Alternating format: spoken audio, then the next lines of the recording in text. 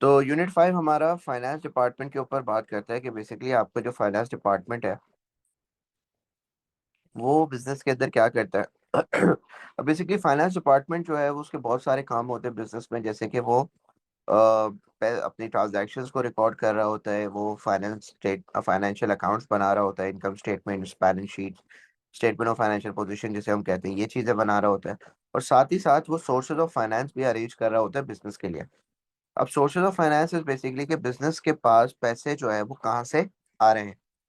और usually business के पास पैसे जो है वो डिफरेंट सोर्सेज से ही आ रहे होते हैं। ये वो सोर्सेज या तो इंटरनल होती हैं या तो एक्सटर्नल होती हैं। तो इस चैप्टर में हम लोग यही डिस्कस करेंगे कि basically how is the money inflowing in the country, sorry, in the business। तो बिजनेस जो है उसको पैसों की सबसे पहले तो रिक्वायरमेंट क्यों होती है। बिजनेस को पैसों की रिक्वायरमेंट इसलिए होती है, जाहिर सी बात है, to set up the business. आपको जो है वो स्टार्टअप कैपिटल की नीड होती है। What is startup capital? It is the capital that is needed to start up the business. तो स्टार्टअप करने के लिए आपको कैश की ज़रूरत होती है ताकि आप अपने एसेंशियल इक्विपमेंट्स परचेज कर सको, प्रेमिसेस वगैरह खरीद सको, और लेबर को हायर कर सको, रॉ मटेरियल कंपोनेंट्स वगैरह खरीद सको। तो that for that all the expenses to meet, you need startup capital. Secondly, all businesses need finance to for their working capital. Now, what is working capital? Working capital is the capital that is available to pay the day-to-day expenses. अपने रोज के खर्चों को पे off करने के लिए आपको क्या चाहिए होता है? वर्किंग कैपिटल चाहिए होता है। तो working capital is also needed in the business, और इसको भी सोर्स करने के लिए आपको पैसों की जरूरत होती है। Thirdly, when business expand, further finance will be needed. अब जब बिजनेस एक्सपैंड करता है तो जाहिर सी बात है एक्सपेंशन में उसको और ज्यादा कैपिटल इक्विपमेंट खरीदना पड़ता है, और ज्यादा लेबर रखनी पड़ती है, और ज्यादा जो है वो प्रेमिसेस वगैरह खरीदने पड़ते हैं। तो basically when the business expands it's premises, या दूसरी जगह पे जाके वो अपना बिजनेस खोलता है, तो उसके लिए भी क्या चाहिए? पैसे चाहिए। Fourth, we have expansion can be achieve by taking over the other business as well. तो अगर आप एक्सपैंड कर रहे हो अपनी खुद की ब्रांच खोल के नहीं, बल्कि किसी और को टेक ओवर कर रहे हो, तो टेक ओवर भी जो है वो पैसों का होता है, मुफ्त का नहीं होता। उसके लिए भी आपको क्या चाहिए? पैसे की जरूरत पड़ती है। Then special situations. अब स्पेशल सिचुएशंस क्या है? जैसे कोई वॉर हो गई अगर कंट्री के अंदर, तो वॉर जब होती है कंट्री के अंदर, तो उसके अंदर आपकी सेल्स बहुत जीरो हो जाती है, और आपको बस वो पीरियड सरवाइव करना होता है। जैसे कोविड आ गया था अभी 2019 में। COVID was a special situation where the world is was in the pandemic, और पूरी दुनिया जो है वो रुक गई थी, और कोई भी रेवेन्यू वगैरह जो है वो इतना ज्यादा जनरेट नहीं हो रहा था बिजनेसेस के लिए। To survive in that situation, in these situations, you need finance, ताकि आप इस सिचुएशन से जब निकल आओ, and then you can start earning revenue. But until and unless आप जब उस सिचुएशन में मौजूद हो और आपका रेवेन्यू बिल्कुल भी जनरेट नहीं हो रहा, to survive that particular period you need finance. And apart from purchasing fixed asset, finance is often used to pay for research and development as well. आपको पैसों की जरूरत होती है ताकि आप रिसर्च एंड डेवलपमेंट कर सको, नए प्रोडक्ट्स के अंदर, नई मार्केटिंग स्ट्रेटजीज के अंदर आप इन्वेस्ट कर सको। So you need to research the market, you need to develop new products, and for that you also need finance. So these are the six main reasons why finance is needed in the business: for the startup capital, for your working capital to pay your day-to-day expenses, for expanding your own premises, own brand name को आप expand करो different areas में, for taking over other businesses, for special situations such as war and COVID or recession, and also for research and development into new products and new strategies. Now there is a difference between expenditures, and usually business के अंदर ये दो तरीके के expenditures आपके आते हैं. There is a capital expenditure and a revenue expenditure. Now what is the difference between capital and revenue expenditure? Capital expenditure is the purchase of assets that are expected to last for more than 1 year, such as building and machinery. जब भी आप कोई asset खरीदते हो और वो उसके ऊपर जब खर्चा करते हो उस एसेट के ऊपर उसको खरीदने का, तो वो खर्चा आपका 1 साल से ज्यादा का होता है। फॉर एग्जाम्पल, आप कोई भी, लेट्स सपोज, अपना फिक्स एसेट खरीदते हो, कोई मशीनरी खरीदते हो आप टू मैन्युफैक्चर योर गुड्स। वो मशीनरी जो है वो 1 साल से ज्यादा आपके बिजनेस के अंदर ऑपरेट करती है, वो बहुत देर में जाके खराब होती है, और उसके ऊपर जब आप दोबारा खर्चा करोगे तो वो काफी सालों बाद करोगे। ऐसा नहीं है एक मशीन आप लेकर आए और 1 महीने में वो खराब हो गई, अब आप दूसरी मशीन खरीदने जा रहे हो, नहीं। Machines are in warranties and उनकी अपनी वारंटी होती है, और वो अगर खराब भी हो जाए तो वो रिप्लेस हो जाती है, चेंज हो जाती है with in that specific amount that you have already paid. Capital expenditure होता है आपका बड़ा खर्चा, वो खर्चा जो आप एसेट्स खरीदने पे करते हो, और वो खर्चा जो कि बार बार नहीं आता, ये सालों में एक बार आता है, right. On the contrary revenue expenditure क्या होता है, ये आपका डे टू डे एक्सपेंस होता है, ये खर्चा आपका डेली आता है। तो वो जो खर्चे जो आपके डेली आते हैं, जैसे रॉ मटेरियल खरीदा था आपने, उस सप्लायर को पैसे दे दिए, सैलरीज एंड वेजेस पे कर दी, सही है, आपने रेंट पे कर दिया, बिजली का बिल पे कर दिया, ये सारे क्या है आपके रेवेन्यू एक्सपेंडिचर है। So to pay off both these expenditures as well, the business require finance. Capital expenditure को भी पे ऑफ करने के लिए पैसों की जरूरत होती है, रेवेन्यू एक्सपेंडिचर को भी पे ऑफ करने के लिए पैसों की जरूरत होती है। फिर हम लोगों ने अभी वर्किंग कैपिटल डिस्कस करा, तो वर्किंग कैपिटल होता क्या है। देखिए, working capital is very important for every business. अब फाइनेंस डिपार्टमेंट जो है वो वर्किंग कैपिटल को बहुत इफेक्टिवली मैनेज करने की कोशिश करता है। The reason behind working capital को इफेक्टिवली मैनेज आपको इसलिए करना पड़ता है क्योंकि वर्किंग कैपिटल आपका वो पैसा होता है जो कि आपको डे टू डे एक्सपेंसेस को पे ऑफ करने के लिए चाहिए होता है। और जहां पे आपका वर्किंग कैपिटल डिक्रीज हो गया या खत्म हो गया, फिर आपका बिजनेस बंद हो जाएगा। क्यों? क्योंकि if you don't have the money to pay off your day to day expenses, your business will not be able to survive. For example, supplier को पैसे देने के लिए पैसे नहीं है आपके पास, तो सप्लायर को पैसे देने के लिए पैसे नहीं है तो आपका बिजनेस बंद हो जाएगा। सप्लायर उससे जो है वो सप्लाई करना बंद कर देगा, और बिजनेस जो है वो फिर कैसे बनाएगा कुछ। सेकेंडली, लेबर को वेजेस देने के लिए पैसे नहीं है, तो लेबर जो है वो काम नहीं करेगी, छोड़ के चली जाएगी। लेबर छोड़ के चली जाएगी तो काम कौन करेगा बिजनेस में। तो बिजनेस के ऑपरेशंस जो है वो रुक सकते हैं अगर बिजनेस के पास वर्किंग कैपिटल नहीं है। So working capital is like the life blood of the business. जैसे इंसान है, इंसान के जिस्म में खून है। अब इंसान जो है वो इस खून जो ये पंप होता रहता है थ्रू आउट आपकी नर्व्स, चलता रहता है, जब भी आपका जो है वो इंसान चल रहा होता है, ऑपरेट कर रहा होता है। लेकिन आप सारा ये खून निकाल दो तो इंसान जो है वो मर जाएगा। इसी तरह बिजनेस का वर्किंग कैपिटल भी उसकी लाइफ ब्लड की तरह होता है। बिजनेस में वर्किंग कैपिटल रहेगा, बिजनेस ऑपरेट करता रहेगा, चलता रहेगा, चलता रहेगा, लेकिन जहां आपने वर्किंग कैपिटल को जीरो कर दिया, वहां पे आपका बिजनेस जो है वो बंद होना शुरू हो जाएगा। So working capital is very essential, and working capital how it is calculated in the business. तो वर्किंग कैपिटल कैलकुलेट करने का फॉर्मूला है, that is current asset minus current liability. Now, what are current assets? Current assets are your short term assets. ये वो assets होते हैं जिनकी ownership आपकी होती है, लेकिन एक साल के अंदर अंदर ओनरशिप होती है। एक साल बाद इनकी ओनरशिप खत्म हो जाती है आपकी। So current assets are basically those assets which are owned for a shorter period of time, and current liabilities are the debts of the business. Business जो उधार लिया है बिजनेस ने, लेकिन वो उधार जो है वो शॉर्ट टर्म के लिए है, कोई कम टाइम के लिए उधार लिया हुआ है। तो जब आप कम टाइम के लिए उधार लेते हो उसको हम कहते हैं करंट लायबिलिटी। तो करंट एसेट में से आप जब करंट लायबिलिटी माइनस करते हो, तो जो पैसा आपके पास बचता है, that is basically your working capital, and that is used to pay off your day to day expenses. So अगर आपके पास सफिशिएंट वर्किंग कैपिटल नहीं होगा, तो you can not pay your suppliers, you can not pay your labour, you can not pay your rent, you can not pay your heat and light expenses, बिजली का bill वगैरह नहीं pay कर सकते। And that is why your working capital will is an essential part for your business, ताकि business चलता रहे, business operate करता रहे। नाउ यूजुअली बिजनेस के पास पैसे कहाँ से आएंगे? तो बिजनेस के पास दो तरीके से पैसे आते हैं। There are internal source of finance and there are external source of finance. Internal source of finance क्या होता है बच्चों? Internal source of finance is the finance that is generated from within the business. वो पैसा जो कि business के अंदर से ही जनरेट कर लेते हो आप, so that is basically your internal source of finance. So first one is for profits retained in the business. Business को जो प्रॉफिट्स बच जाते हैं after paying all the expenses, all the dividend, सारे खर्चे पे करने के बाद जो पैसे बिजनेस के अंदर बच जाते हैं, those that money is basically your profit. और वो प्रॉफिट आप इस्तेमाल करते हो इन ऑर्डर टू इन री इन्वेस्ट इन द बिजनेस। तो बेसिकली वो जो प्रॉफिट आप री इन्वेस्ट कर रहे हो वो क्या आपका सोर्स ऑफ फाइनेंस। तो प्रॉफिट कहाँ से जनरेट होता है? बिजनेस के अंदर से ही जनरेट होता है after expense, all the expenses are paid. तो ये बिजनेस का अपना ही अमाउंट होता है, अपना ही प्रॉफिट होता है, अपना ही जो है वो इनका प्रॉफिट होता है जो कि ये री इन्वेस्ट कर रहे होते हैं। So this is an internal source of finance. Then we have sale of assets. अब बहुत सारे ऐसे एसेट्स होते हैं बिजनेस के अंदर जो इनका यूज खत्म हो जाता है, जो कि पुराने हो जाते हैं या तो खराब हो जाते हैं, तो यूजुअली फिर वो एसेट्स जो है वो बिजनेस के कोई काम के नहीं रहते हैं।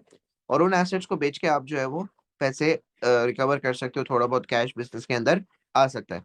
तो एसेट को बेचने के बाद आपके बिजनेस के अंदर जो है वो पैसा आता है, क्योंकि एसेट जो है वो आप मार्केट में at a certain price cell करते हो, तो बिजनेस के अंदर कैश आएगा और वो कैश बिजनेस इस्तेमाल कर सकता है in paying off its day to day expenses or in purchasing any other asset. Then we have reductions in working capital. अब वर्किंग कैपिटल में रिडक्शंस मतलब कि आप जो है वो इन्वेंट्री की स्टोरेज कम कर दें। इन्वेंट्री की स्टोरेज कम करेंगे तो क्या होगा कि आपके पास कैश ज़्यादा रहेगा और इन्वेंट्री जो है वो आपकी, क्योंकि इन्वेंट्री जो है उसमें पैसा आपका हमेशा फंसा रहता है। जब तक इन्वेंट्री सेल नहीं होगी, इन्वेंट्री जो है वो आपको पैसा रिकवर करके नहीं देगी। तो इन्वेंट्री अगर आप कम कैश में रखोगे ना, तो बिज़नेस के पास कैश मौजूद होगा और वो कैश किसी और जगह पे लगा सकता है। तो इसलिए holding less level of inventory, selling less on credit. आप क्रेडिट पे कम बेचेंगे अगर, फॉर एग्जांपल आपका कोई कस्टमर आता है, वो हमेशा आपसे उधार पे खरीद के लेके जाता है, तो उधार अगर आप बंद कर दोगे तो क्या होगा कि कस्टमर को कैश पे ही खरीदना पड़ेगा। तो बिजनेस में कैश आता रहेगा और बिजनेस जो है वो उस कैश को इस्तेमाल करता रहेगा to pay off the other day to day expenses. तो बेसिकली देखा जाए तो इन्वेंट्री को स्टोरेज कम करने से और कस्टमर से ज़्यादा जल्दी पैसे मांगने से आपका जो कैश ज़्यादा आएगा बिज़नेस में, और इसकी वजह से आपका वर्किंग कैपिटल भी जो है वो रिड्यूस होगा, because you will be keeping less credit customer, तो आपका रिसीवेबल कम हो जाएगा। You will be keeping less amount of inventories, तो आपकी इन्वेंटरी कम हो जाएगी और उसकी वजह से वर्किंग कैपिटल तो रिड्यूस होगा। लेकिन अल्टीमेटली जो कैश आपके पास होगा, वो कैश आप कहीं और इस्तेमाल कर सकते हो।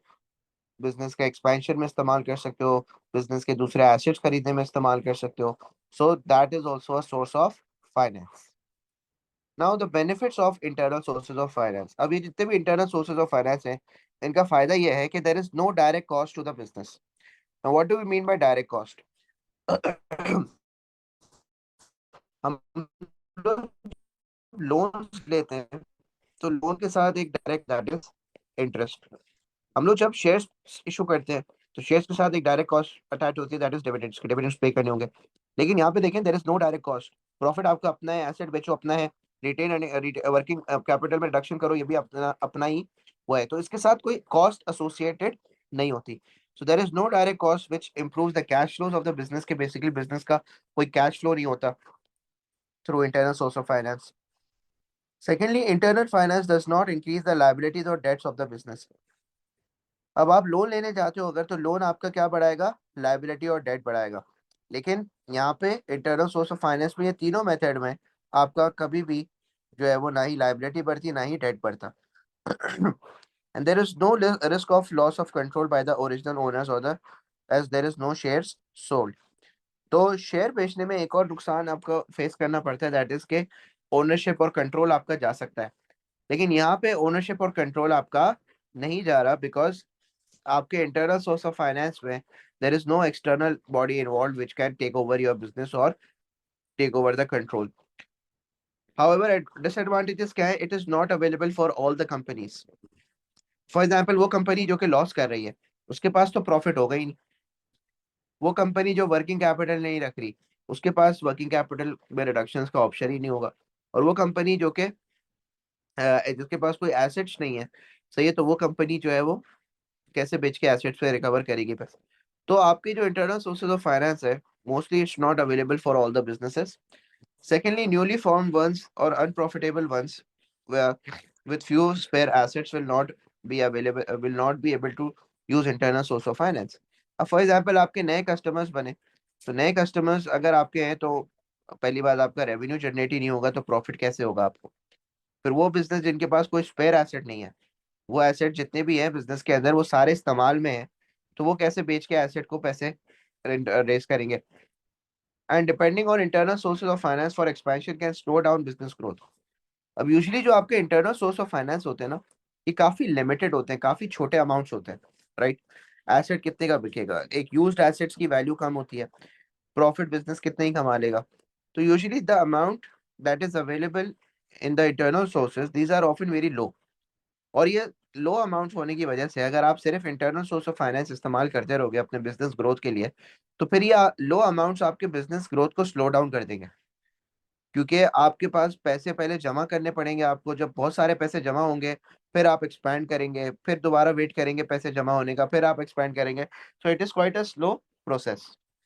तो instead of that you can go for external source of finance, ताकि आपकी एक्सपेंशन वगैरह जो है वो तेजी से होती रहे। Then we have external sources of finance. और एक्सटर्नल सोर्सेज ऑफ फाइनेंस को यूजुअली हम क्लासिफाई करते हैं into the time periods. There is a short term source, there is a medium term source and there is a long term source. अब short term source is within a year, मतलब ये आपका जो पैसा है ये आपको मिलता तो है एक साल के अंदर अंदर, और एक साल के अंदर अंदर ये आपको इसको वापस करना होता है, या ये पैसा आप एक साल के अंदर अंदर इस्तेमाल कर सकते हैं। शॉर्ट टर्म सोर्सेज में आते हैं सबसे पहले तो bank overdrafts. Now what is bank ओवरड्राफ्ट्स?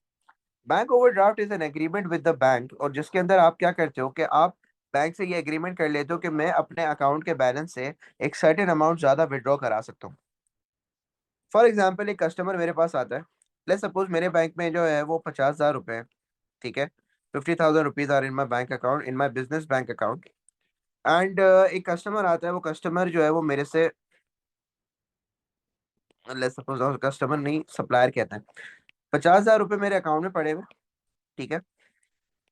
Supplier आते हैं मुझसे पैसे लेने के लिए कि भाई आपका बिल जो है वो 80,000 रुपीज का है, सही है। अब मैं मेरे अकाउंट में 50,000 रुपए दिए हुए, लेकिन मैं उसको एक चेक दे देता हूँ 80,000 का सप्लायर को।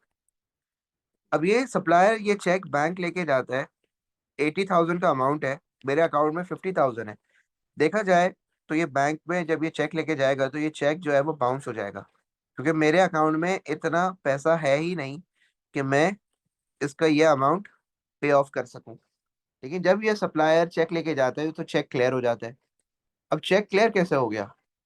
मैंने बैंक के साथ एक एग्रीमेंट करा हुआ है कि जितना भी मेरा बैलेंस होगा उसके ऊपर मैं 30,000 जो है वो एडिशनल बोरो करूंगा आपसे। तो यहाँ पे 50,000 plus 30,000 additional is the 80,000 amount.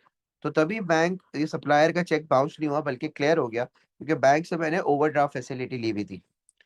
So this is an overdraft facility. अब क्या होगा कि एक महीने बाद, 2 महीने बाद, या जब भी विद इन अ ईयर मैं अपने बैंक अकाउंट में पैसे डालूंगा, तो बैंक जो है वो अपना ओवरड्राफ्ट का अमाउंट कट करके मुझे जो है वो रिटर्न, अपना इंटरेस्ट कट करके उतने पैसे मेरे अकाउंट में से निकाल लेगा। So this is basically your bank overdraft. Then we have trade credits. अब trade credits क्या होते हैं? These are the agreements with the creditor to buy on credit. आप जब अपने सप्लायर से जो एग्रीमेंट कर लेते हो कि भाई आप जो है आपसे मैं गुड तो अभी खरीदूंगा लेकिन पैसे आपको 3-4 महीने बाद दूंगा। तो this is basically your source of finance. अब ये भी एक सोर्स ऑफ फाइनेंस इसलिए है क्योंकि इसमें आपके पैसे तो नहीं आ रहे, लेकिन उन पैसों की वर्थ अमाउंट ऑफ गुड्स आपके पास आ रहे हैं, और वो पैसे भी आपको जो है वो वापस करने after gaining a revenue.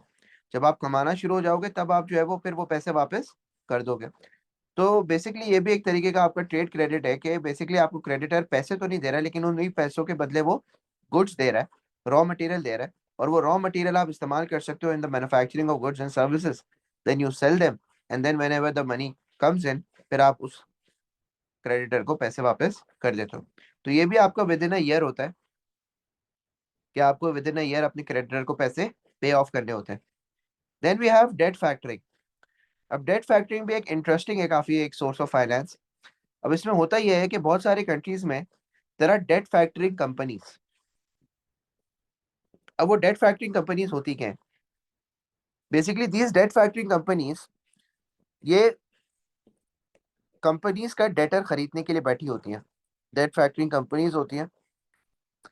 For example, अब मिस्टर ए है, मिस्टर ए मेरे कस्टमर है, ठीक है। और ये मेरा क्रेडिट कस्टमर है। क्रेडिट कस्टमर का मतलब क्या है? ये मेरे से गुड उधार पे खरीदता है। तो मेरी कंपनी के लिए क्या हुआ? ये डेटर हुआ, या इसको हम रिसीवेबल भी कहते हैं। ये मेरा रिसीवेबल हो गया। अब मिस्टर ए ने मुझे बोला कि सर आप मुझे जो है वो गुड्स भेज दो, मैं आपको 3 महीने बाद पैसे दूंगा। तो 3 महीने का क्रेडिट टाइम था। 3 महीने बाद मैं इससे पैसे मांगने गया, इसने मुझे नहीं दिया। फिर इसने बोला 2 महीने और दे दे। 2 महीने बाद मैं पैसे मांगने गया, इसने मुझे नहीं दिया। 8-9 महीने हो गए और मुझे लगा कि अब ये जो है वो मेरा डेट इरिकवरेबल है। ये जो कस्टमर है ये मुझे पैसे नहीं देगा, ये कस्टमर मेरे पैसे लेके भाग गया। तो अब मैं क्या करूंगा? अब मिस्टर ए मेरा डेटर है, सही है। अब मैं एक डेट फैक्टरिंग कंपनी के पास जाऊंगा। इस डेट फैक्टरिंग कंपनी से मैं बात करूंगा, मैं बोलूंगा भाई ये मिस्टर ए मेरा डेटर है, इसने मुझसे 30,000 रुपए के गुड्स खरीदे थे, सही है। 30,000 रुपीज के इसने मेरे से गुड खरीदे थे। और आज ये 8-9 महीने हो गए और इसने मुझे अभी तक ये 30,000 वापस नहीं करे। तो मैं ये आपको बेचना चाह रहा हूँ। तो डेट फैक्टरिंग कंपनी जो है बेसिकली वो क्या करेगी, वो ये 30,000 की वर्थ का डेटर जो है वो मेरे से खरीद लेगी। लेकिन डेट फैक्टरिंग कंपनी पूरे पैसों का नहीं खरीदेगी। वो मुझे इस 30,000 के बदले में तकरीबन लेट्स सपोज 20,000 पे कर देगी कि भाई 30,000 का एसेट मैं आपसे खरीद रहा हूँ फॉर 20,000। अब डेट फैक्टरिंग क्या करेगी? अब डेट फैक्टरिंग मिस्टर ए के पास जाएगी, मिस्टर ए को कहीं से भी पकड़ेगी, मिस्टर ए से कहीं कैसे ना किसी तरह करके वो 30,000 रुपए जो है वो रिकवर करवा लेगी। तो डेट फैक्टरिंग कंपनी का काम क्या होता है कि वो कंपनी से के डेटर्स को खरीदता है और फिर खुद जो है वो पैसे रिकवर करवाता है फ्रॉम दैट पर्टिकुलर डेटर। तो इससे होगा ये कि ये 30,000 जब इसके रिकवर हो जाएंगे डेट फैक्टरी कंपनी के, तो इस 30,000 में जो 20,000 इस डेट फैक्टरी कंपनी ने मुझे दिए थे ये भी रिकवर हो जाएंगे। और 10,000 जो है इसका प्रॉफिट हो जाएगा। जो भी इसका खर्चा वर्चा हुआ है टू रिकवर द अमाउंट, ये इसका प्रॉफिट हो जाएगा। So this is how debt factoring works कि when the firm sell its debtors और irrecoverable debts to the debt factoring company, और वो डेट फैक्टरिंग कंपनी उसके अगेंस्ट में आपको पैसे दे देती है। बिजनेस के अंदर पैसे आ गए तो ये अब डेट फैक्टरिंग कंपनी खुद से जाके जो है वो रिकवरी कर लेती है। लेकिन बिजनेस के अंदर 20,000 तो आ गए, तो ओनर यही सोचते हैं कि यार जहाँ पे मेरे 30,000 डूब रहे थे वहाँ 20,000 तो रिकवर हो गए। तो अपने लॉस को वो ओनर जो है वो मिनिमाइज करने के लिए क्या करता है, डेट फैक्टरिंग कर देता है। Then we have sources of medium term finance. अब medium term finance is basically 1 to 5 years के दरमियान होता है यूजुअली। और इसके अंदर आता है आपका हायर परचेज एंड लीजिंग। अब दोनों में क्या डिफरेंस है? देखिए दोनों में डिफरेंस ये है कि hire purchase is when you buy the asset on instalments to own the asset. An asset is sold to a company that agrees to pay fixed repayments over an agreed time period. The assets belong to the company. तो company जब जाके asset को खरीदना चाहती है on equal installments pay करके, तो that is basically hire purchase. और लीजिंग क्या होता है? Leasing is basically when the company obtain the use of assets और vehicles and paying a rental और leasing charge over a fixed period, and this avoid the need of the business to raise long term capital to buy the assets ownership with the leasing company. अभी अगर आप लोग कहीं लिख लें अपने पास, तो हायर परचेज और लीजिंग में क्या फर्क होता है? हायर परचेज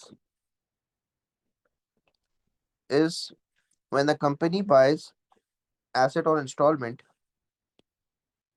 तो इसमें कंपनी जो है वो एसेट की ओनरशिप करना चाहती है। वेर एज लीजिंग में भी आप इंस्टॉलमेंट मतलब मंथली लीज पेमेंट पे कर रहे होते हो, लेकिन only for the use of the asset. Company का कोई इंटेंशन नहीं होता कि वो इस एसेट को खरीदे। So this is the main difference between hire purchase and leasing. तो हायर परचेज में you pay equal instalments, monthly instalments to buy the asset. Whereas leasing में आप क्या करते हो? You pay your leasing charge और leasing rental to use the asset. So hire purchase is an asset sold to a company that agrees to pay fixed repayments over an agreed time period. The asset belongs to the company, whereas leasing is obtaining the use of equipment or vehicles and paying a rental or leasing charge over a fixed period. This avoids the need for the business to raise long-term capital to buy the asset. Ownership remains with the leasing company. तो यहाँ पे आप for example किसी manager को आपने गाड़ी देनी है। अब वो मैनेजर आपको पता है कुछ सालों के लिए है, कभी भी छोड़ के भी जा सकता है, लेकिन आपको उसको जो है वो मोटिवेटेड भी रखना है। तो आप जो है वो उस मैनेजर के लिए 30-40 लाख रुपए की गाड़ी खरीद के उसको एक साथ नहीं दोगे, 30-40 लाख रुपए बिजनेस पे से निकल जाएंगे।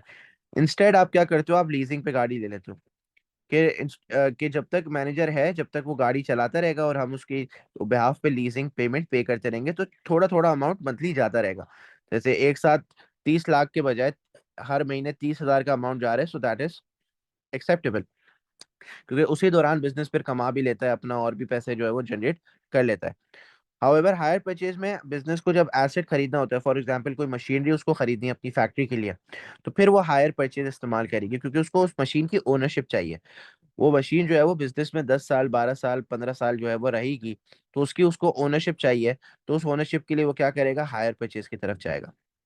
सो इट डिपेंड्स ऑन कि आपको एसेट जो है वो कौन सा खरीदना है और किस तरीके से खरीदना है। So these are your two medium term sources of finance. फिर चलते हैं long term sources of finance की तरफ। Long term sources of finance is also, the first one is equity finance. Equity finance is basically, हम share holders को जब share cell करते हैं उसको हम कहते हैं equity finance. So it is a permanent finance raise by companies through the sale of shares. Basically आप जब कंपनी के शेयर इशू करते हो to the share holders to raise finance, this is known as equity finance. So equity finance के फायदे ये हैं कि it is a permanent capital, ये आपको वापस नहीं करना पड़ता। जैसे लोन है, लोन आपको वापस करना पड़ता है, लेकिन ये आपको वापस नहीं करना पड़ता। Secondly, dividends do not have to be paid every year. In contrast, interest on loans must be paid when demanded by the lender. पर अब इसमें एक फायदा यह है कि आपको डिविडेंड्स तो पे नहीं करने, डिविडेंड्स जो है वो आपको पे नहीं करने पड़ते जिस साल उस साल लॉस होता है। बहुत दफा ऐसा होता है कि कंपनी लॉस करती है, और कंपनी जब लॉस करती है तो it is not obligated for the company to pay the dividends to the share holders. तो शेयर होल्डर्स हमेशा प्रॉफिट में से दिया जाता है। तो कंपनी जो प्रॉफिट कर रही है, सही है, और एक साल उसने लॉस कर दिया, तो उस साल वो डिविडेंड पे नहीं करेगी। वो डिविडेंड जमा होगा, और अगले साल अगर कंपनी प्रॉफिट करेगी तो फिर अगले साल जो है वो प्रॉफिट पे करेगी।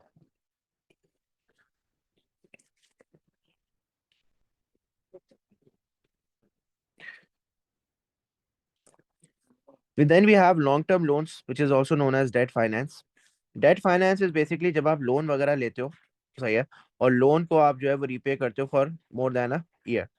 मतलब ये 5 साल, 10 साल, 5 साल से ज्यादा, 10 साल तक यूजुअली आप लोन वगैरह लेते हो बैंक से। और लोन लेने से ये होता है कि बिजनेस के अंदर फौरी तौर पे पैसा आ जाता है from the bank.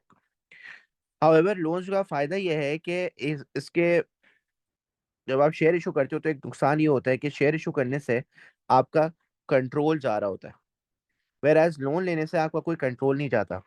Loan is just an external, किसी एक्सटर्नल पार्टी से आपने पैसे बोरो करें, और आप उसको वो पैसे इंटरेस्ट के साथ वापस कर दोगे। तो वो आपके बिजनेस के अंदर कुछ बोल नहीं सकता, कुछ कर नहीं सकता, उसकी ओनरशिप नहीं है बिजनेस की, उससे बस आपने पैसे लिया। So the ownership is not diluted. Diluted मतलब the ownership is not divided. Secondly, loans लेने का एक और फायदा होता है कि लोन्स जो है वो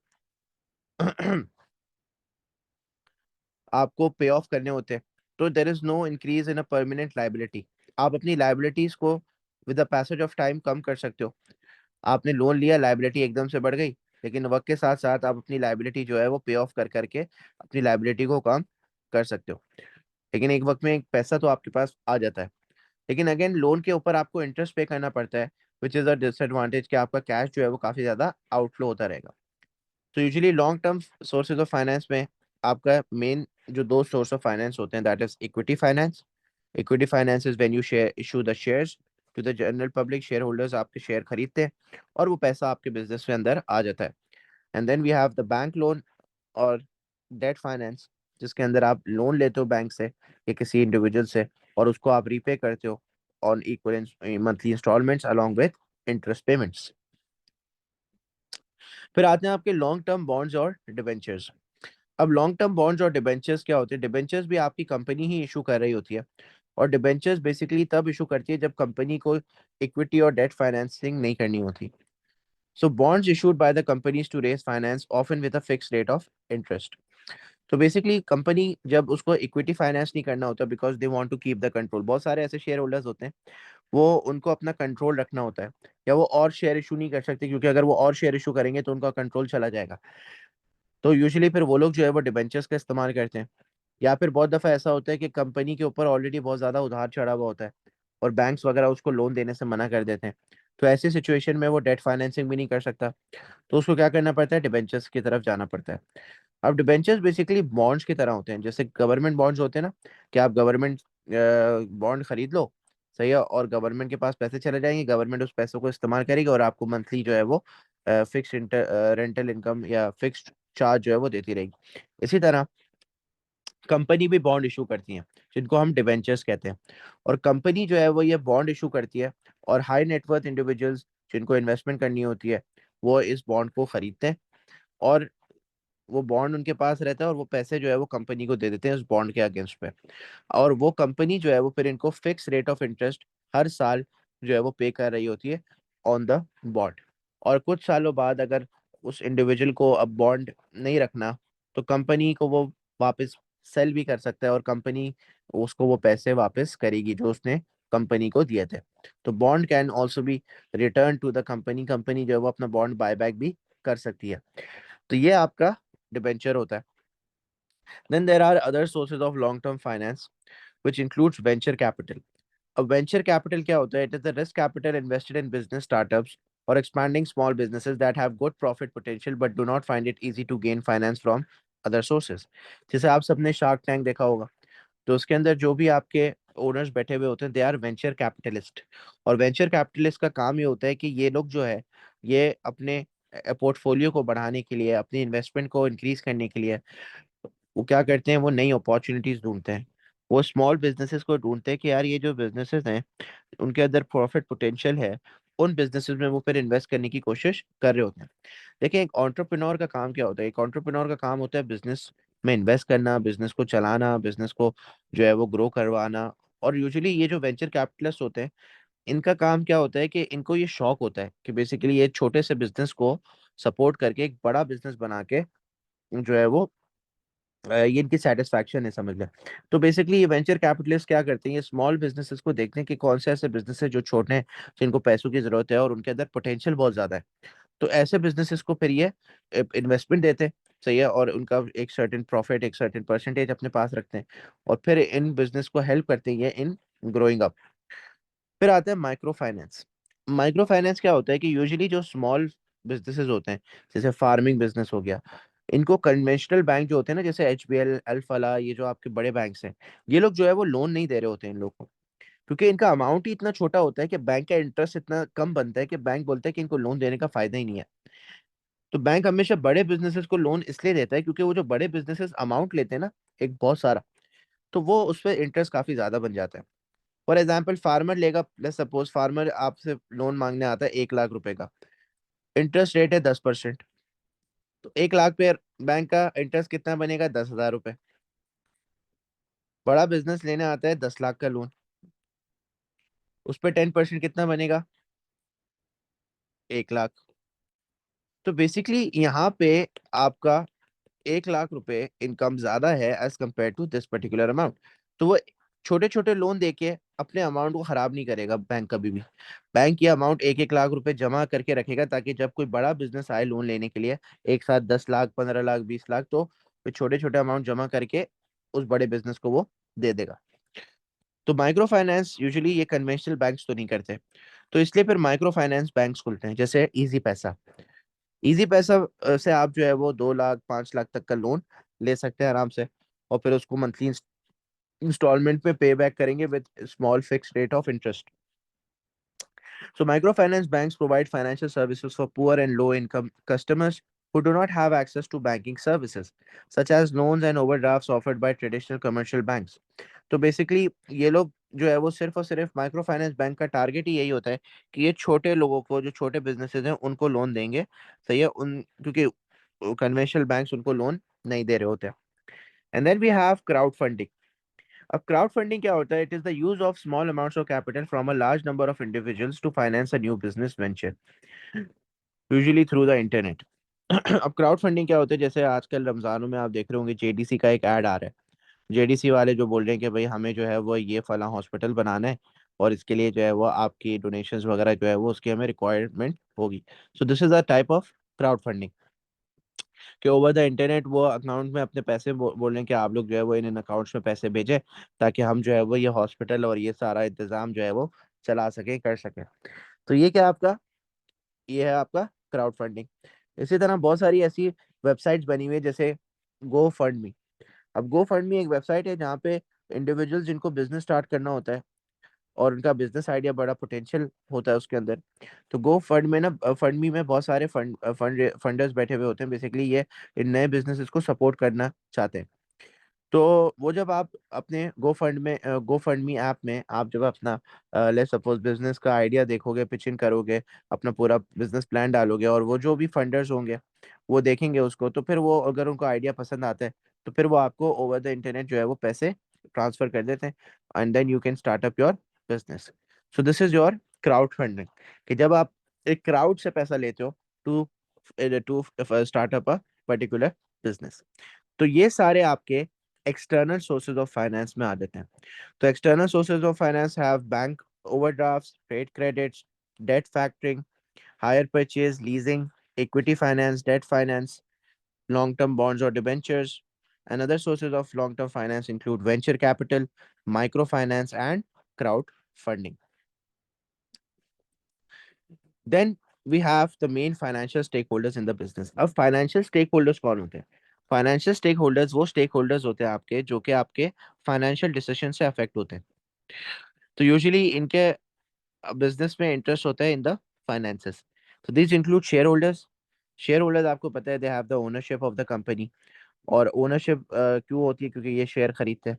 तो इनका ऑब्जेक्टिव क्या है? To receive an annual dividend, और प्लस इनके जो शेयर प्राइस है, जो शेयर की वैल्यू है, वो भी इंक्रीज होनी चाहिए। तो शेयर होल्डर जो है वो बिजनेस में इसलिए इन्वेस्ट करते हैं ताकि वो डिविडेंड रिसीव कर सकें, और जो शेयर प्राइस है वो इंक्रीज हो। जैसे $10 का अगर इन्होंने शेयर खरीदा, तो शेयर प्राइस जो है वो $20 की हो जानी चाहिए, कंपनी इतना अच्छा परफॉर्म करे ताकि उनकी जो शेयर प्राइस है वो डबल हो जाए और उनका कैपिटल गेन हासिल हो। देन बैंक्स भी जो है वो आपके मेन फाइनेंशियल स्टेक होल्डर होते हैं। वाई? बिकॉज बैंक्स आपको लोन प्रोवाइड करते हैं और उनको जो है वो इंटरेस्ट चाहिए होता है वापस, और रीपेमेंट चाहिए होती है लोन की, तो इसलिए वो भी आपके मेन फाइनेंशियल स्टेक होल्डर होते हैं और वो आपके फाइनेंशियल डिसीजंस से अफेक्ट हो रहे होते हैं। Then main financial stake holder are your creditors as well. Creditors वो लोग होते हैं जो कि आपको उधार पे सप्लाई करते हैं रॉ मटेरियल या कंपोनेंट्स, और इन लोग का भी ये राइट होता है कि ये बेसिकली आपके फाइनेंशियल डिसीजन से अफेक्ट इसलिए हो रहे होते हैं because they provide you stock और रॉ मटेरियल ऑन क्रेडिट। तो ये जो रॉ मटेरियल वगैरह जो है ये क्रेडिट पे आपको जो दे रहे होते हैं, तो इन रिटर्न इनको क्या चाहिए होता है? इन रिटर्न जो है वो इनको टाइम पे जो है वो अपनी पेमेंट चाहिए होती है, कि टाइम पे इनको जो है वो पैसा वापस मिल जाए। तो ये टाइम पे पैसा वापस अगर चाहिए, क्रेडिट को चाहिए, तो ये आपके फाइनेंशियल डिसीजन से अफेक्ट हो रहा होता है। So these are the main financial stake holders in the business, और they are affected by the financial decisions of the business, and therefore they keep an interest in the finances of the business. Then the factors influencing the sources of finance, कि आप कौन सा source of finance select करेंगे as a business. अब देखें, हमने इतने सारे सोर्सेज ऑफ फाइनेंस पढ़े, इंटरनल सोर्सेज ऑफ फाइनेंस पढ़े, एक्सटर्नल सोर्सेज ऑफ फाइनेंस पढ़ा। अब कौन सा सोर्स ऑफ फाइनेंस हम सेलेक्ट करेंगे डिपेंड करता है इन पर्टिकुलर फैक्टर्स पे। तो सबसे पहला फैक्टर है कि use to which finance is to be put. For example, which affect the time period for which the finance is required. अब आपको जो भी पैसे चाहिए वो किस यूज के लिए चाहिए। For example, if you want to buy a asset, so you can go for hire purchase और लीजिंग, क्योंकि वो ऑप्शन आपके लिए ज्यादा सूटेबल रहेगा, क्योंकि वो आप जो है वो मंथली कमाते रहोगे और उसकी मंथली इंस्टॉलमेंट वगैरह पे करते रहोगे। So why should you raise finance internally, or why should you raise finance through bank loans or equity finance when you can easily purchase an asset through hire purchase or leasing? तो you आपको उस पैसों से करना क्या है, वो factor आपको अफेक्ट करेगा। कि अगर आपने जो है वो किसी ग्रोथ पे लगाने पैसे, तो ग्रोथ पे लगाने के लिए आपको बैंक लोन ज्यादा सूटेबल रहेगा। ग्रोथ पे पैसे लगाने के लिए इक्विटी फाइनेंस ज्यादा सूटेबल रहेगा। लेकिन अगर आपको जो है वो किसी एसेट को खरीदने के लिए पैसे लगाने, तो एसेट को खरीदने के लिए पैसे लगाने के लिए आपके लिए ज्यादा सुटेबल हायर परचेज या लीजिंग रहेगा।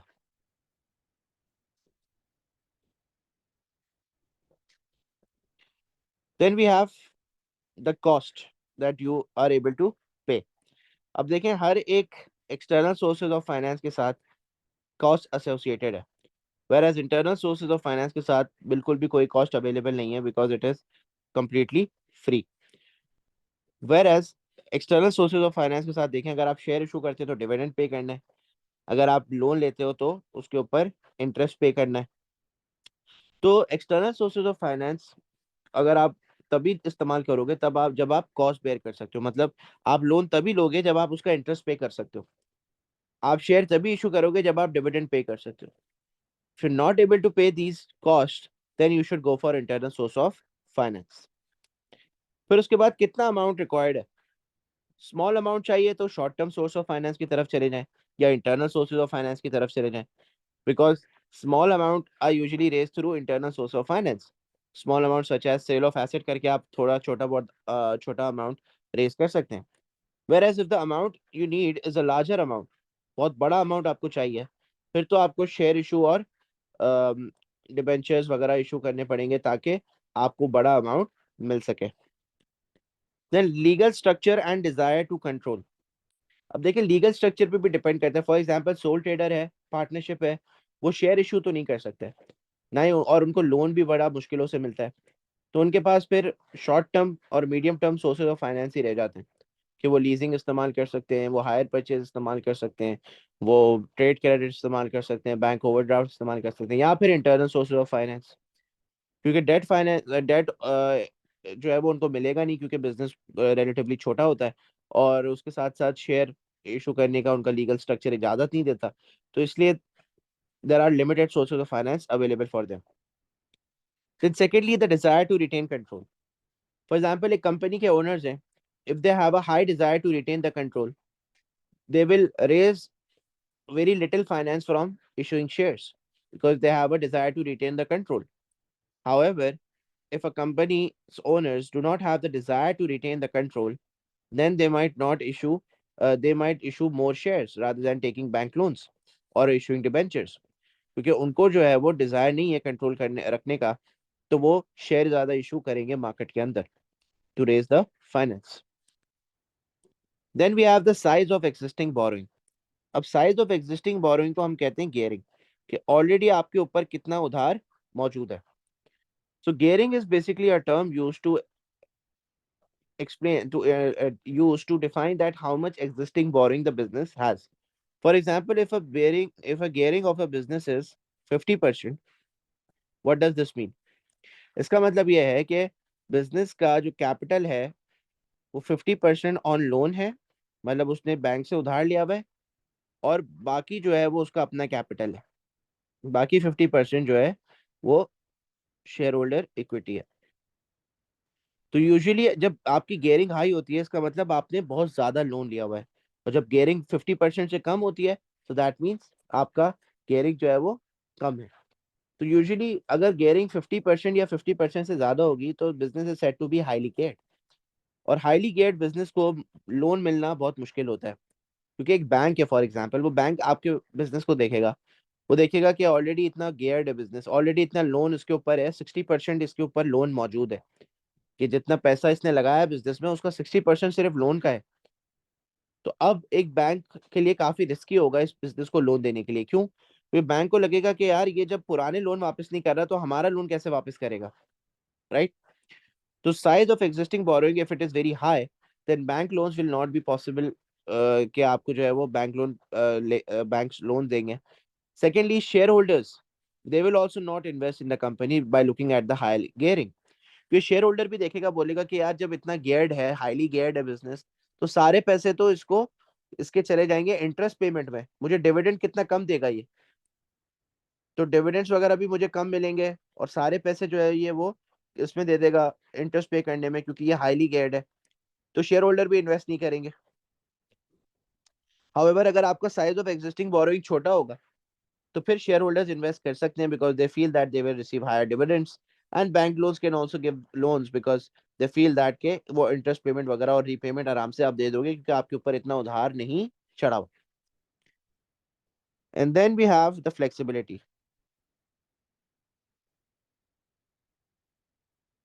फॉर एग्जांपल एक कोई ऐसा बिजनेस है जहाँ पे 6 महीने सेल्स होती हैं बहुत ज्यादा, और 6 महीने बिजनेस बंद रहता है. अब ऐसी सिचुएशन में आपको फ्लेक्सिबिलिटी लेकर आनी पड़ती है। फॉर एग्जाम्पल, आप 6 महीने अपना पीरियड गुजारने के लिए क्या करते हो, एक शॉर्ट टर्म लोन ले लेते हो या ओवरड्राफ्ट फैसिलिटी ले लेते हो कि यार आपका जो 6 मंथ्स का टाइम पीरियड है जिसमें सेल्स नहीं होती, वो आप बैंक से शॉर्ट टर्म लोन लेके अपना कवर अप कर लोगे एक्सपेंसेस। वेर एज जब आपका सीजन आएगा तो सीजन में आपका रेवेन्यू काफी अच्छा होता है, और वो सीजन में फिर आप जो है वो अपने पैसे वापस कर दोगे, लोन रीपेमेंट वापस कर दोगे अलॉन्ग विद द इंटरेस्ट। तो आप देखते हो कि आपके बिजनेस के अंदर कितनी फ्लेक्सिबिलिटी है। तो बहुत सारे सोर्सेज ऑफ फाइनेंस है उसके अंदर फ्लेक्सिबिलिटी कम होती है। जैसे ट्रेड क्रेडिट है, वो आपसे जल्दी पैसे मांगना शुरू कर देगा, लेकिन बैंक्स वगैरह जो है वो आपसे डिले जितना होगा या जितना लंबा अरसा होगा उतना ज्यादा इंटरेस्ट बनेगा बिजनेस बैंक्स का। तो बैंक जो है वो यूजुअली आपको काफी फ्लेक्सिबल होते हैं, क्योंकि वो एक साथ आपको बहुत बड़ा अमाउंट भी दे देते हैं, और प्लस वो आपसे आपको जो है वो लंबा टाइम पीरियड भी दे देते हैं to pay of the bank loan, because उनका इंटरेस्ट बनता रहता है। So these are the factors that affect the choice of source of finance, that which source of finance you're going to use. And this ends our chapter, that is source of finance. तो sources of finance आपको पता होने चाहिए इसमें कि कौन कौन से sources of finance आपके होते हैं, और factors affecting the source of finance is also important in this chapter. Now any questions guys? कोई सवाल